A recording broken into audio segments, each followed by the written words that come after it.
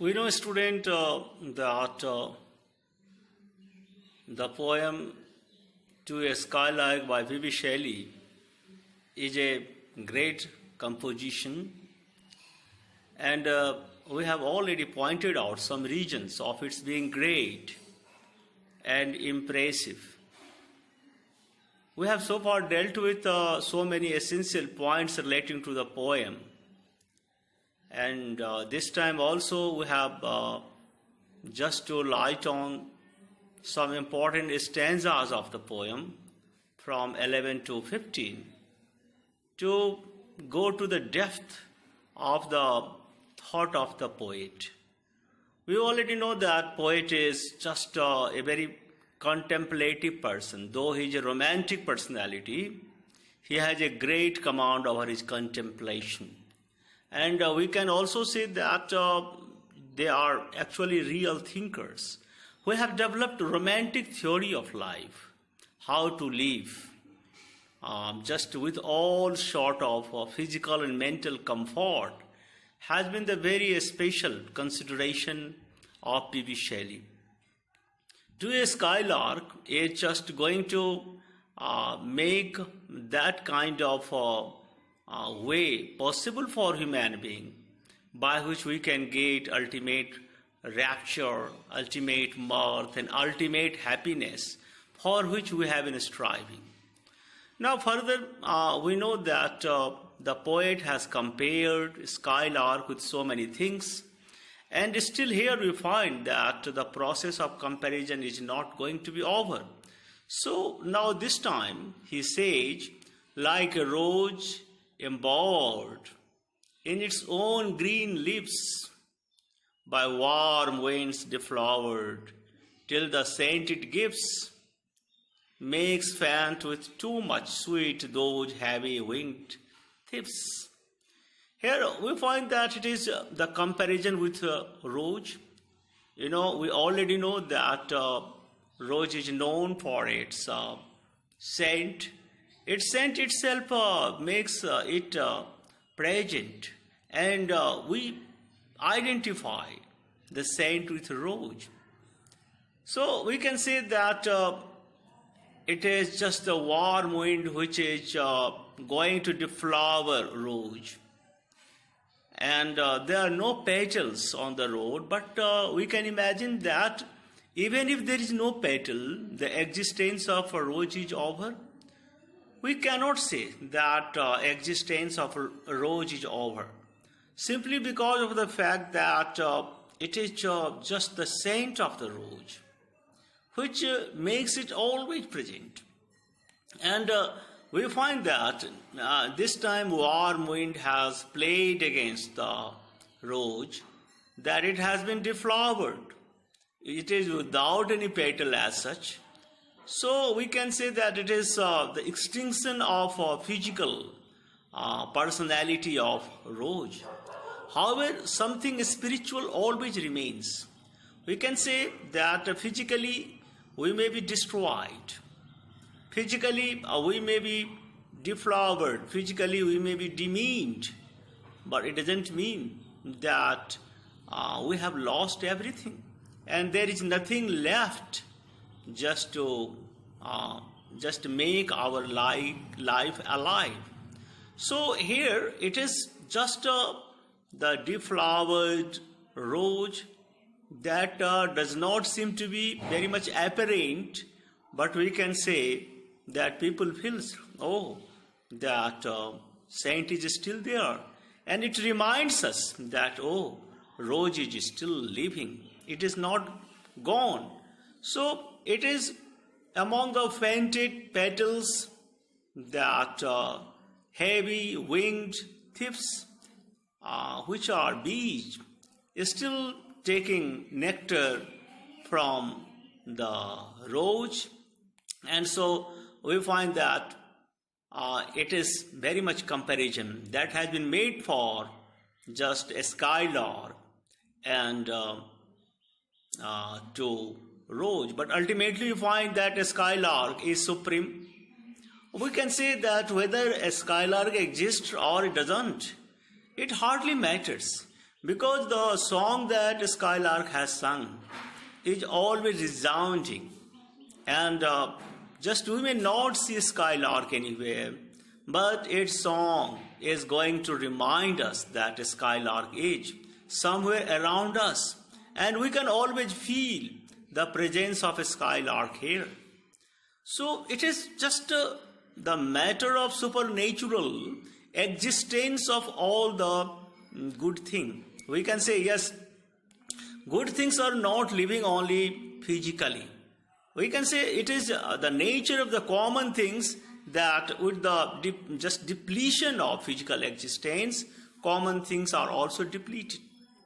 But we cannot say that it is true to Skylark or it is true to Rose. So they are supernatural. They live not due to their physical existence, rather their supernatural existence. The supernatural existence is all the best thing that they have been endowed with, and for these just supernatural traits, they are always known, they are always apparent, and whether it is they are invisible, but they remain visible. So we can say that here there are words like ember, that means surround or shelter with trees, and deflower simply means deprive of virginity. Now, as I have already pointed out, that it is the comparison once again you find between Skylark and the rose, which is losing its petals in the warm winds, and we can say it is giving off such a sweet scent that it makes the heavy winged hives faint, and the lark holds within it certain beautiful aspect of the human and natural world and more. So we can also make in our personality, add to our personality something supernatural, some quality that can make us always live. It is in our hand. We can say it is in our hand that we add something to our personality to make ourselves happy and to make our existence permanent. Now we also find that still the poet is not stopping himself from making a comparison, and now he is just going to find another symbolic version. The sound of vernal showers, of the twinkling grass, rain awaken flowers, all that ever was, joyous and clear and fresh, thy music doth surpass. We can say the music of Skylark is always joyous, music of Skylark is clear, is fresh, and it surpasses all the musics. So we can say that this time the music of Skylark has been compared to spring showers, which can refresh grass and flowers. It is what we can call is a romantic pastoral image that poet has created to describe the significance of the song of Skylark. And we can say that yes, it is the music of the lark which is better than everything known. I have already told you that whatever comparison is made, that comparison is short of music of Skylark. It is not going to what we can call surpass the music of Skylark. So it is always supreme. And it is supreme because it is our natural beauty. It is supernatural beauty of the song that the poet hears. And so poet is making comparison. However, he finds that these comparisons are just lacking something of the beauty and song of Skylark. It is always the Skylark which is just surpassing all sorts of natural beauties, natural music that we find from different sources of natural objects which are present here. So now still we have the comparison. We can say, oh, he is not tired of making comparison. He can say, let him compare and compare and compare, and finally he is going to say that, oh, whatever comparison he is trying to find, but it remains always wanting in some way or other. So this time, just he is going to learn something. Now, after all, we can say that there is no suitable comparison that poet is able to find. So why should not we find the secrets of sweetness of music of a skylark from a skylark itself? So he says, teach us, sprite, O bird, what sweet thoughts are thine? I have never heard praise of love or wine. The just panted forth a flood of rapture so divine. So the poet is thinking that he is not able to find any sort of matching natural objects or any objects in the world. So the bird has been described as a sprite. It is a spirit that is to be realized, that is to be imagined.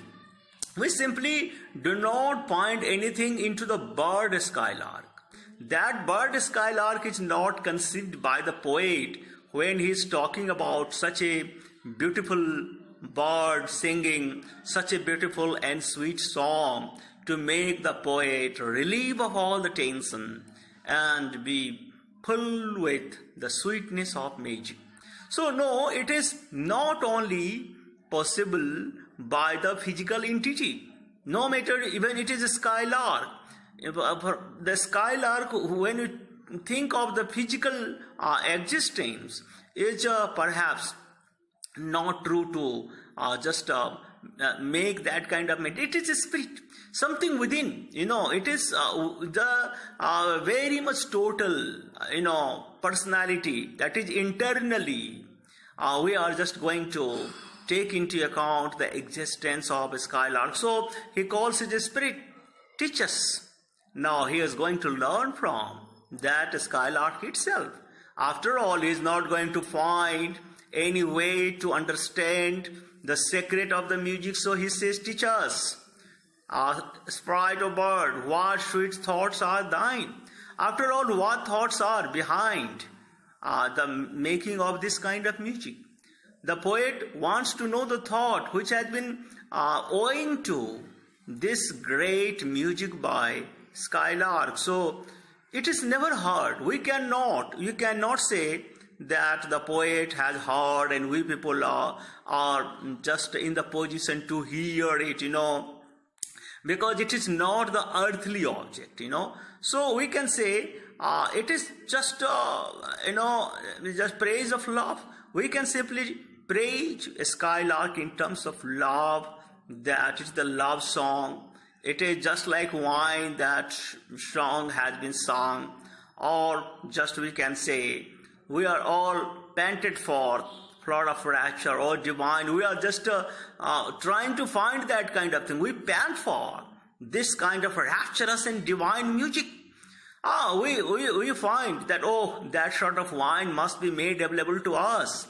So what thought is there behind the origin of all these kind of things? Poet is trying to get it from a skylark itself.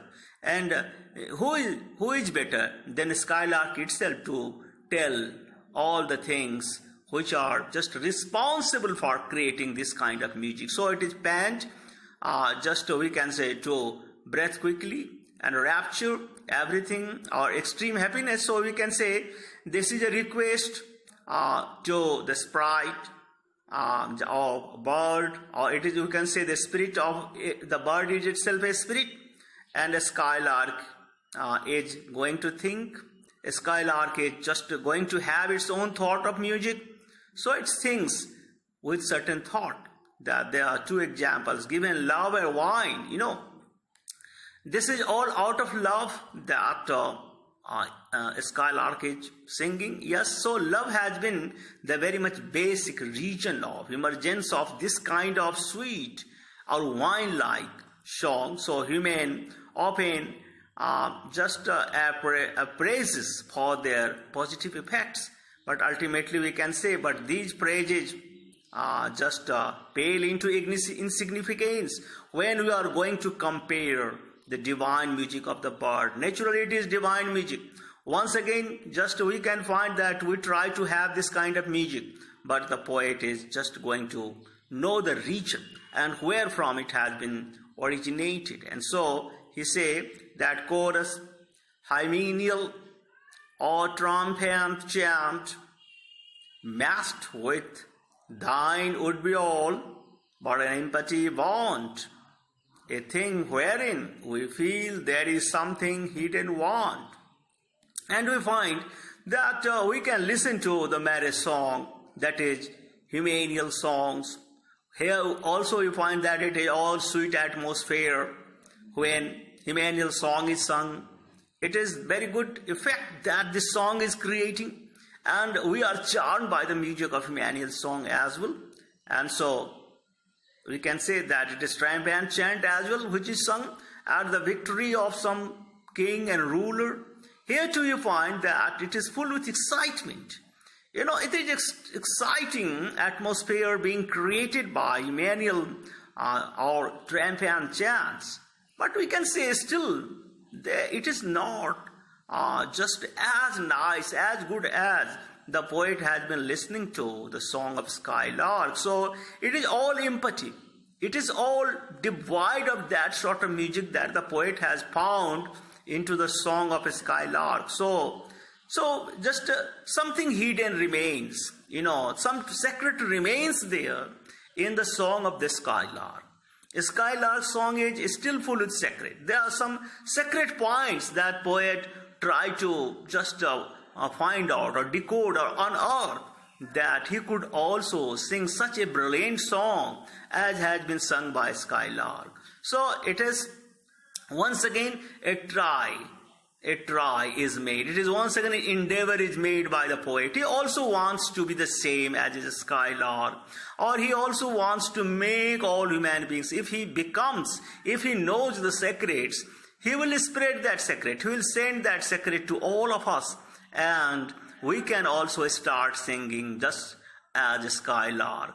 So let poet know, and just we will also know. But it is here that we have to wait till that final climax is coming to the poem, when the poet says, "Oh, I have learned the secret of that song, and I also just try to teach you how to sing divinely as Skylark is singing." So here we have the words like a hymeneal, that is concerning marriage, and vaunt, boast about or praise and something. So we can say three rhyming ends, chant, vaunt and want, we have found into the stanza that we have just discussed. But we can say that they are all half rhymes, they are not full rhymes. However, here rhyming is just very much found. So song sung at the wedding is equally full with boast. We can say even triumphant chant is full with boast, but the songs lack something essential, being matched with the song of a Skylark. It is boastfully sung. The song has been there boastfully sung, but it is not completely sung as beautifully, as thoughtfully, as divinely as a Skylark has sung it. So poet is not happy, not satisfied, listening to the songs of marriage and listening to the triumphant song as well. And still, he is trying to find the reason. Why? Why is a Skylark singing so beautifully? After all, what is there in a Skylark which makes it sing so beautifully and so on? So we can say that there is a search, and what objects are the fountains of thy happy strain, and what fills or waves or mountains, and what shapes of sky or plain, what love of thine own kind, what ignorance of pain. So we find that, yes, what? It is the question raised to the Skylark. After all, what is the fountain? What is the source that has been making that kind of beautiful song of Skylark? And after all, what is a Skylark's happy strain that has been responsible for making this kind of happy song? Or In what fields or in what waves, in what mountains, where, in what plane, in what shapes of sky, Skylark has been successful in making that kind of note of music. Is it here only that we can also just make that kind of sound? If it is possible to make only in the fields or waves or mountains or plains, we also can go there, and there we can make and pour the sweet music as Skylark is pouring. But no, place is not enough for us. Yes, in music it is said that mood is also important thing which can just create an effect. When you are in good mood, just we can create good music. Or we can say that place is also adding some note to the music. Note already is there. When we are among the nature, it can help us imagine the notes of music. It is true, it is all the theory of music that P.B. Shelley is considering. Is it here that, or it is just these kind of factors which are just going to create the very sweet songs of a Skylark? But we can say no. They are only adding to the beauty, but they are not factors enough which can make the perfect music as a Skylark is singing.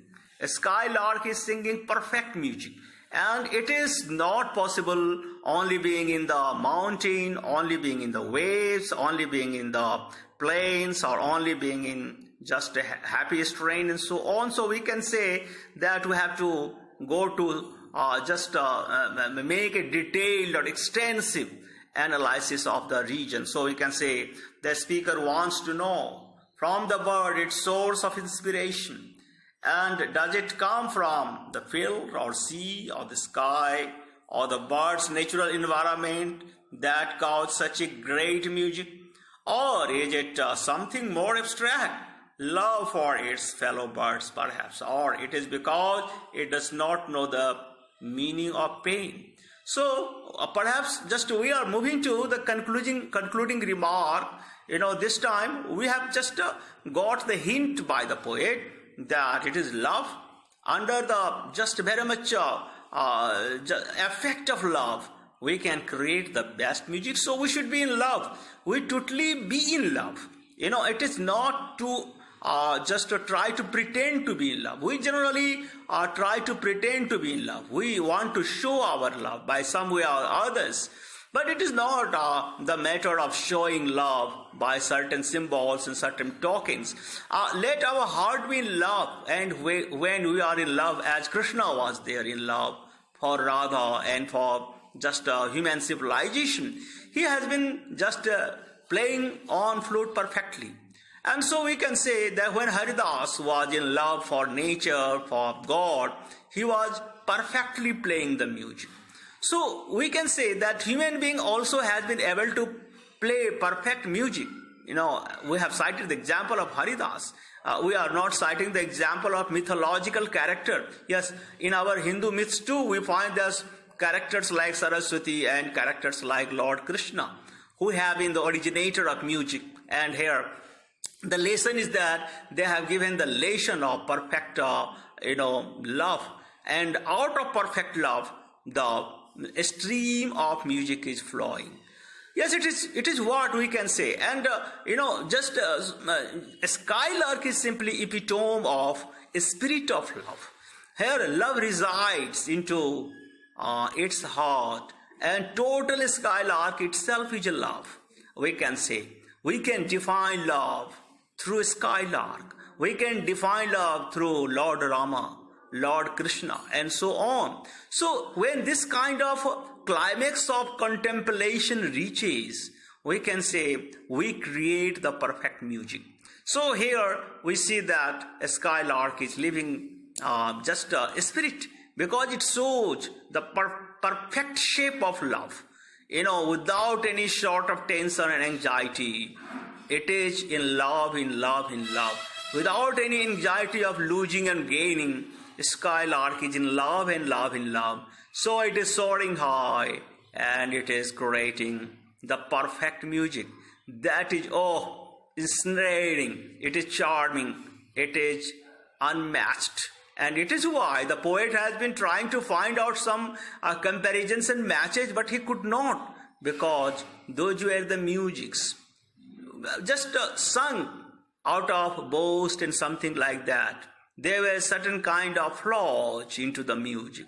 So when we are in love and sing out of love, there is no flaws and perfect music comes out. Thank you very much for discussing.